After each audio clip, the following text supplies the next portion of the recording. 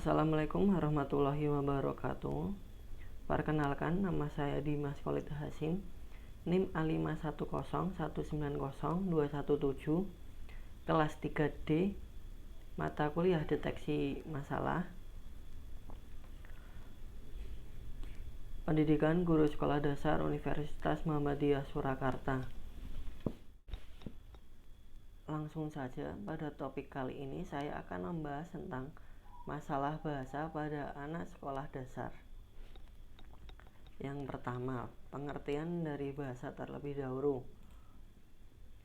Bahasa merupakan alat komunikasi yang digunakan oleh seseorang dalam pergaulannya atau berhubungan dengan orang lain. Bahasa merupakan alat pergaulan. Penggunaan bahasa menjadi efektif sejak seorang individu berkomunikasi dengan orang lain. Pada perkembangan bahasanya dimulai dengan meniru suara atau bunyi tanpa arti dan diikuti dengan ucapan satu suku kata, dua suku kata, menyusun kalimat sederhana, dan seterusnya. Dengan menggunakan bahasa, inilah anak berhubungan sosial dengan tingkat perilaku sosialnya. Kemudian kita akan membahas tentang faktor penyebab. Faktor penyebab ada 1.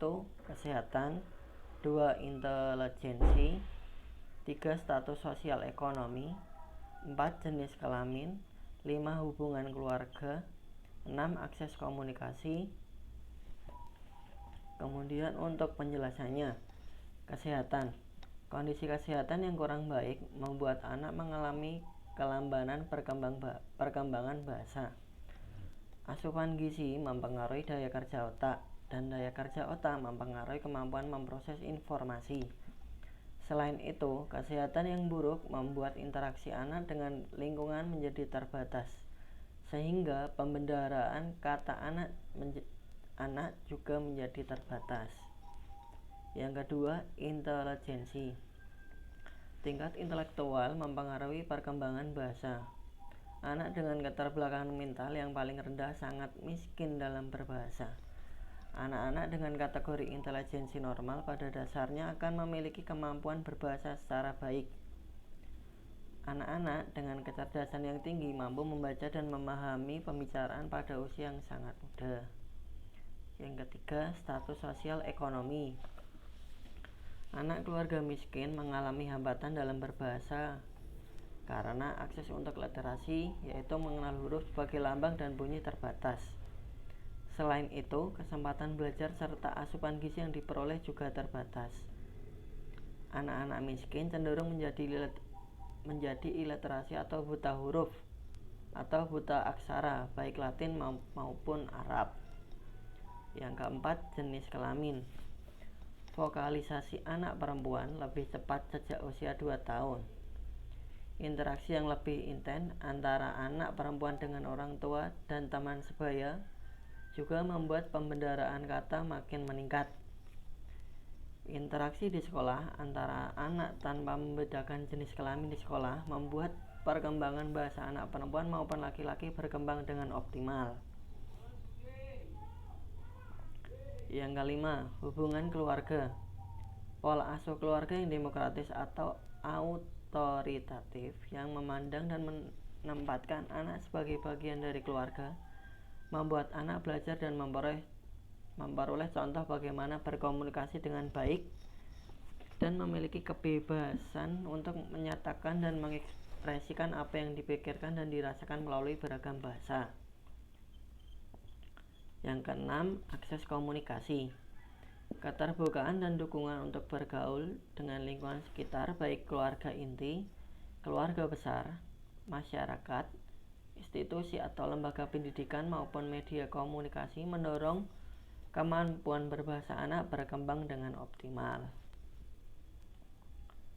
Kemudian, sikap yang harus diambil oleh guru. Yang pertama, melakukan pendekatan terhadap siswa. Yang kedua, pencarian data tentang masalah, yaitu dengan berkomunikasi dengan orang tua siswa atau wali kelas. Yang ketiga, melakukan konsultasi secara pribadi. Kesimpulannya, diadakan upaya seperti itu diharapkan bisa mengurangi masalah-masalah yang ada pada siswa. Kemudian sikap yang harus diperhatikan oleh orang tua ketika menemui anak mempunyai masalah berbahasa, yaitu 1. Ajak berbicara, 2. Ajak bernyanyi, yang ketiga terapi.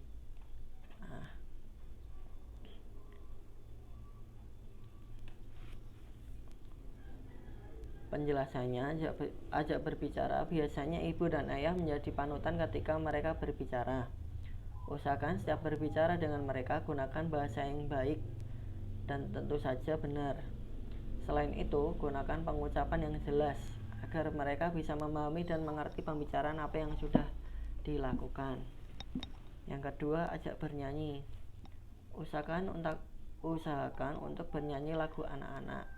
Kemudian jangan lelah mengajak anak-anak untuk mengucapkan meskipun bahasanya belum benar dan masih kesulitan. Hal tersebut bisa menjadi stimulan dan bisa dilakukan di mana saja. Nyanyikan secara ceria agar mereka terus mengingat. Bahkan, Anda bisa mengkombinasikannya dengan film anak-anak. Langkah yang terakhir yaitu terapi. Jika memang masalah perkembangan bahasa anak sudah diketahui,